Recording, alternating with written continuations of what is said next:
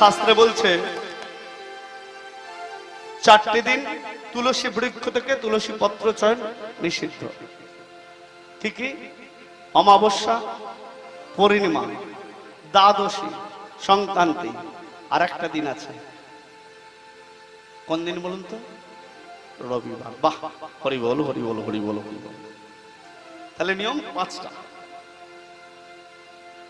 দ্বাদশী, সংক্রান্তি, পূর্ণিমা, অমাবস্যা, তার সঙ্গে যোগ করেছেন রবিবার। এই কটা দিন তুলসী বৃক্ষ থেকে তুলসী পত্র চয়ন করবেন না।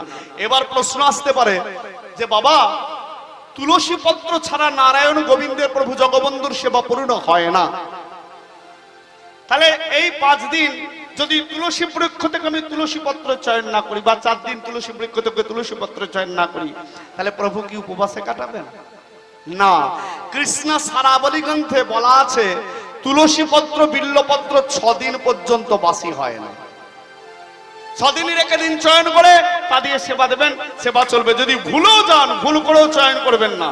যদি তুলসী বৃক্ষের নিচে তুলসী পত্র বা মঞ্জরি খসে পড়ে থাকে, তা দিয়ে সেবা দেবেন, প্রভু সাদরে গ্রহণ করবেন। তবু জেনে বুঝে চয়ন করবেন না। মনের কথা অদ্বৈত জানিয়ে কি করলো? মনে আনন্দিত হয়ে হরির চরণে রাধে রাধে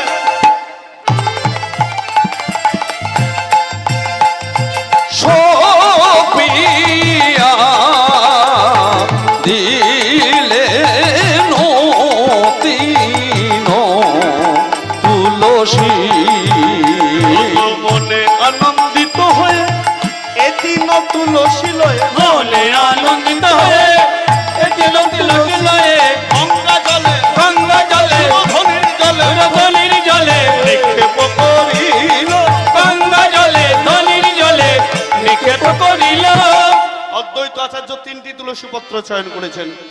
অশ্রু জলে ভিজিয়ে, মানে চোখের জলে ভিজিয়ে, চন্দন লেপন করে যখন গঙ্গা জলে দেয়া, জলে ফেলে দেয়া মাত্র এদিন তুলসী পত্র, জলে ফেলে দেয়া মাত্র এদিন তুলসী পত্র, জলে ফেলে দেয়া মাত্র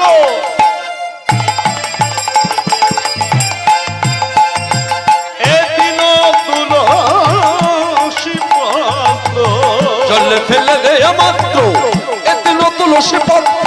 উজানেতে উজানেতে উজানেতে উজানেতে ভাসিয়া চলিল, উজানেতে উজানেতে ভাসিয়া চলিল। যখনই গঙ্গা জলে তুলসী পত্র দিয়েছে অদ্বৈত আচার্য, তুলসী পত্র উজানে উজানে চলেছে। উজানে যাওয়া মানে কি গো? জল যেদিকে বইছে তার বিপরীত দিকে যাওয়া। ধরুন এদিকে জল বয়ে যাচ্ছে প্রবল গতি, তার বিপরীত দিকে যাওয়াকে বলে উজানে যাওয়া। তো অদ্বৈত দর্শন করে মনে মনে ভাবছে, এতদিনে আমার ডাকটা তার করণে পৌঁছালো। তার প্রমাণ ওই তুলসী পত্র উজানে উজানে যাচ্ছে। নইলে তুলসী পত্র এত ক্ষমতা কোথায় পেল? যে জল বইছে একদিকে, তার বিপরীত গতিতে তুলসী যাচ্ছে, তো গোবিন্দের কৃপা ছাড়া সম্ভব নয়। মুকান করতি বাচলং পঙ্গুং লঙ্ঘয়তে গিরিম যৎ কৃপাতমহং বন্দে পরমানন্দ মাধবম।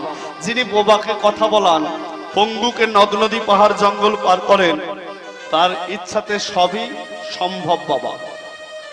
অদ্বৈত আনন্দে বিভোর। এমন সময় এক ভক্ত এসে তুলসীর ভাব দেখে বললে, হ্যাঁ গো অদ্বৈত, এ কি দেখছি? তুলসী এত ক্ষমতা কোথায় পেল? চেয়ে দেখো, চেয়ে দেখো, তুলসী পত্র কেমন উজানে উজানে যাচ্ছে। কোথায় যাচ্ছে? ওর মনের কি আশা? বলে ওহু জানে, ওহু জানে, ওহু জানে, ওহু জানে, তুলসী চলে ওহু জানে, তুলসী চলে ওহু জানে। অদ্বৈত হাসতে হাসতে বলছে, ও কোথায় যাচ্ছে, ওর কি আশা, ও জানে আর ও জানে। কার কথা বলছে? তুলসী জানে আর আমার গোবিন্দ জানে। তবে আমার মন বলছে কি জানো, আজকে তুলসীর মনের আশাটা কি? ও লাগবে বলে শ্রী চরণে তুলসী চলে ও জানে, লাগবে বলে শ্রী চরণে তুলসী চলে ও জানে, তুলসী চলে ও জানে।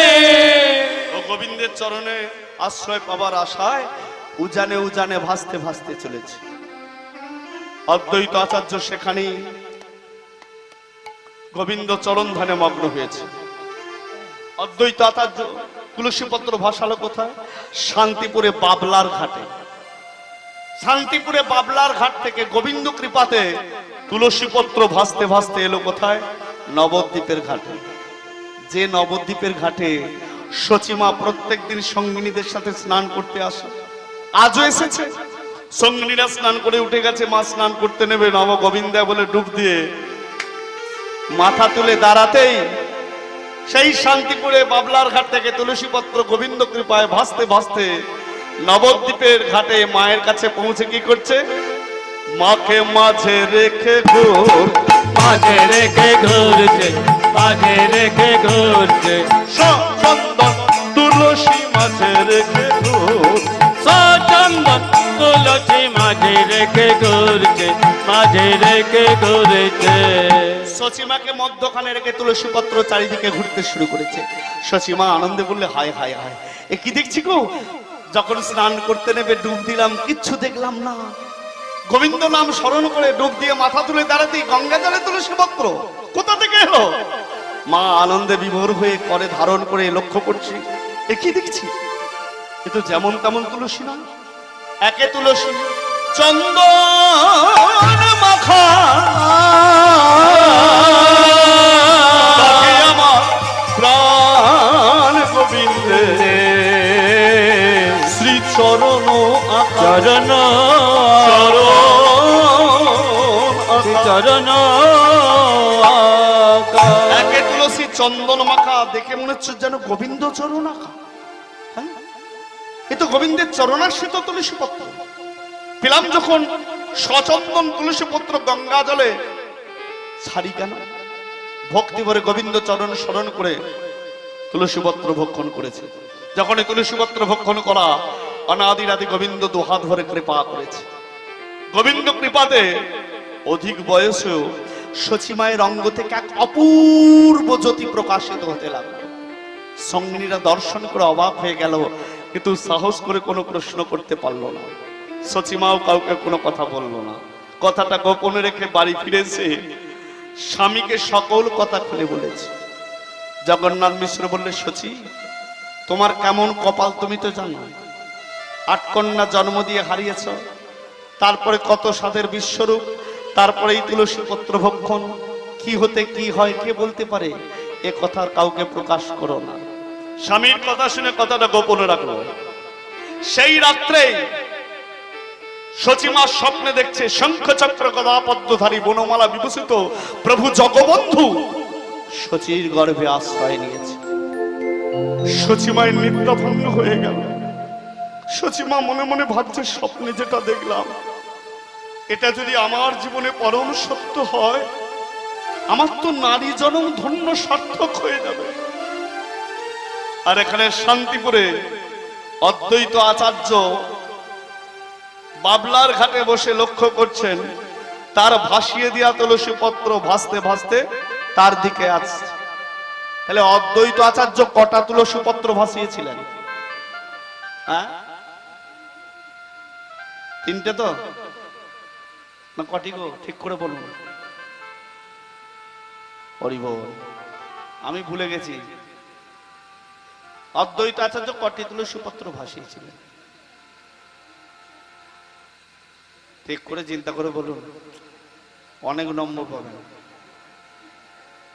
নইলে কি হবে? শূন্য, তাই তো? নিতাই গৌর হরি বল। কটি ভাসিয়েছিলেন? লক্ষ্যমূলটা এক করে বলুন।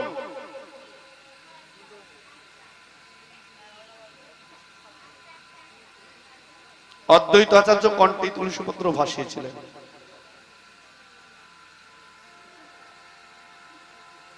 আচ্ছা, 3টি কাদের মত? হাত তুলতে দেখুন। কারা 3টি বলছেন হাতটা তুলুন। কারা 3টে বলছেন তারা হাতটা তুলুন না একবার। ভয় কি? এই বলছিল 3টে, যখনই বলছি এবার চিন্তা করছেন না তুলবো না, দরকার নাই। এই কীর্তনীয়রা সব পারে, এখনই 2টো বলে দেবে। ঠিকই বলছিলেন, 3টি। হৃদয় গৌর হরি হরি বল। অদ্বৈত আচার্য 3টি তুলসী পত্র ভাসালেন। তাহলে যদি 3টি তুলসী পত্র ভাসালেন, সচিত একটা ভক্ষণ করেছে, বাকি 2টি গেল কোথায়? অদ্বৈতর কাতর কণ্ঠের ডাকে একটি তুলসী পত্র গোবিন্দ চরণে ধারণ করে রেখেছে। একটা গেল, দ্বিতীয় তুলসী পত্র শচী ভক্ষণ করেছে। তৃতীয় তুলসী পত্র গোবিন্দ অদ্বৈতর কাছে ফেরত পাঠিয়ে অদ্বৈতকে ইঙ্গিতে বুঝিয়ে দিলেন, অদ্বৈত কেঁদো না, আমার অবতরের আর দেরি নাই। গৌরী হরি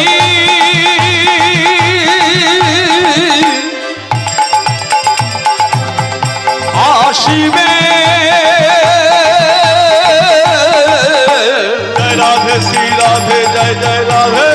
দেখো দেখো নদিয়ায় আমার অবতরের আর দেরি নাই, আমার মতো হরির আর দেরি নাই। ধরা করে যাব আমি সোনার নদিয়ায়, ধরা করে যাবো আমি সোনার নদিয়ায়। হয়েছে সময়, আজ হয়েছে সময়, আমার অবতরের এবার হয়েছে সময়, আমার অবতরীর এবার হয়েছে সময়। গৌর হরি হরি বলে হয়েছে সময়, গৌর হরি হরি বলে হয়েছে সময়, গৌর হরি হরি বলে হয়েছে সময়, গৌর হরি হরি বলে হয়েছে সময়, হয়েছে সময়, হয়েছে সময়।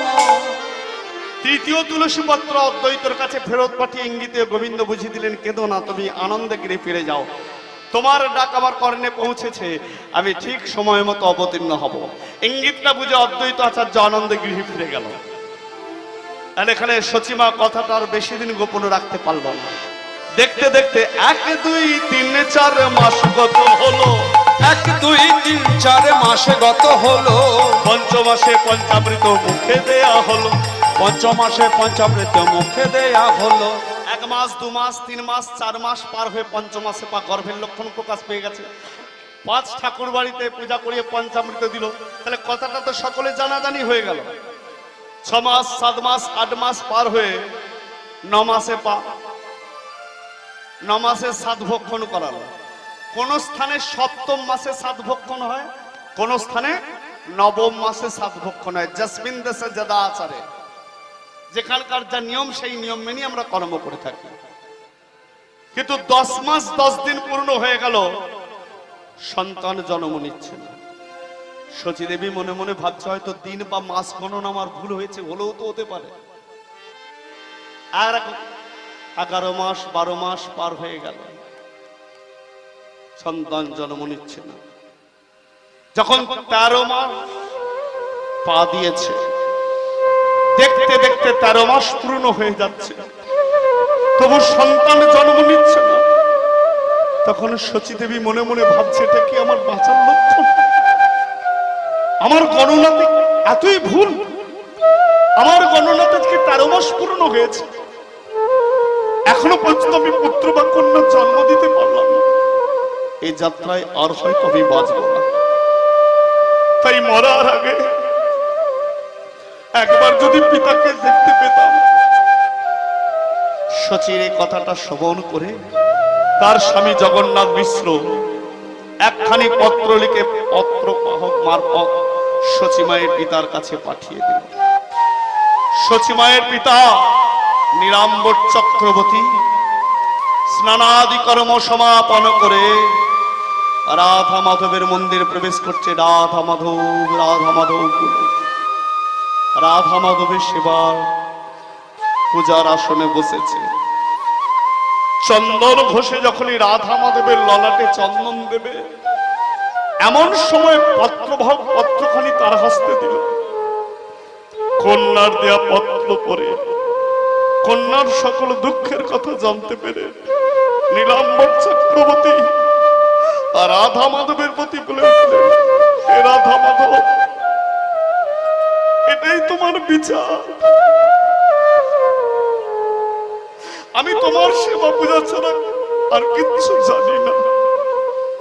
বিনিময়ে তোমার আমাকে এই উপহার দিলে, বেশ, এটাই যদি তোমার বিচার হয়, আমিও মনে মনে প্রতিজ্ঞা করলাম, তুমি যদি আমার সচিকে আমার মুখ থেকে কেড়ে নাও, যে হাত দিয়ে এতদিন আমি তোমার সেবা পূজা চালালাম,